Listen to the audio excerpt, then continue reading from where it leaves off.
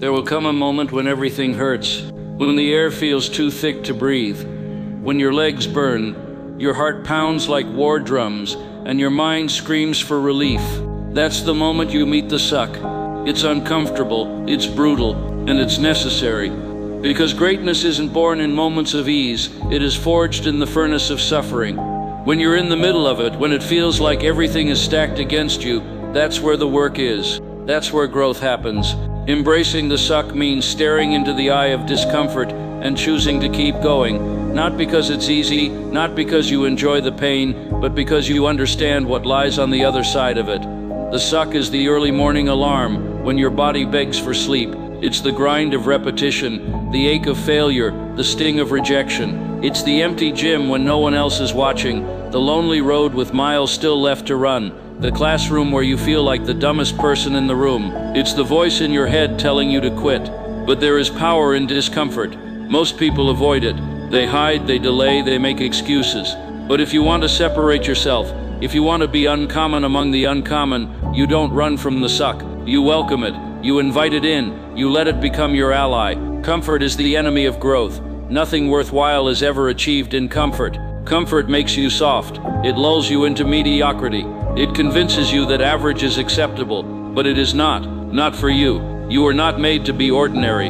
You are made to push boundaries, to challenge norms, to rise every time you fall. Embracing the suck is about transforming your relationship with pain.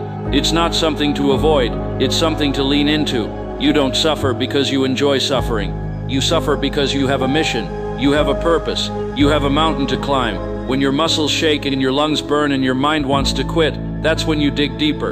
That's when you find out who you really are. Anyone can show up when it's easy. Anyone can give 100% when everything is going well. But the ones who win, the ones who rise, are the ones who show up when they have every excuse not to. They are the ones who keep pushing when the odds are against them. They are the ones who smile through the pain because they know pain is part of the process.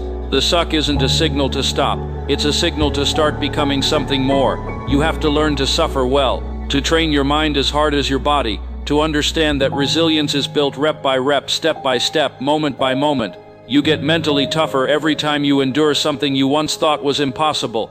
It's not about being fearless, it's about fearing less. The more you do hard things, the more you realize they don't break you, they build you. Every broken moment becomes a brick in the foundation of your future strength. Every setback becomes a setup for something greater. Life isn't fair. It doesn't care about your feelings. It doesn't owe you anything. The world isn't going to hand you your dreams on a silver platter. But the beautiful part is, you don't need it to. You have everything inside you already.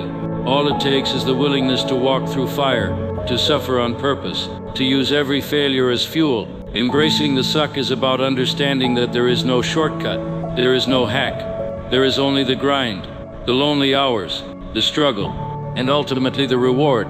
Not the external reward, but the internal one. The knowledge that you didn't quit, that you became who you said you would be.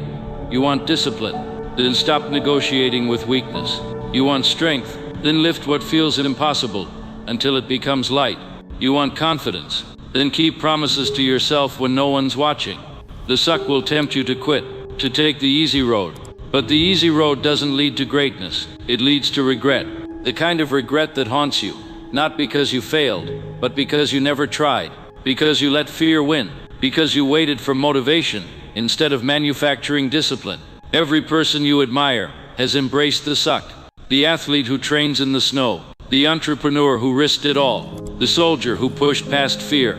They all faced their moment of doubt, their moment of weakness, their moment of pain, and they chose to keep going. Not because they were superhuman, but because they made a decision to endure, a decision to transform pain into purpose. You can make that decision too. You don't need permission. You don't need perfect conditions.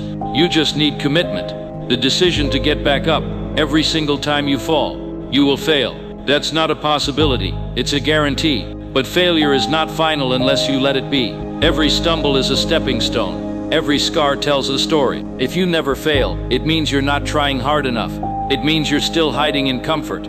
But if you're willing to fall flat on your face and get back up again and again, you are unstoppable. Not because of talent, but because of grit. Not because of genius, but because of heart. Embracing the suck means betting on yourself when no one else does. It means refusing to stay down. There will be days when you want to quit, when your progress feels invisible, when your results don't reflect your effort. That's when the suck hits hardest. But that's also when the breakthrough is closest. The suck always comes before the shift. It's darkest before dawn, but only those who endure the dark get to see the sunrise. The people who rise are not those who avoid the suck. They're the ones who live in it, who adapt to it, who thrive in it. You don't have to love the suck, but you do have to learn to live with it, to walk alongside it, to let it shape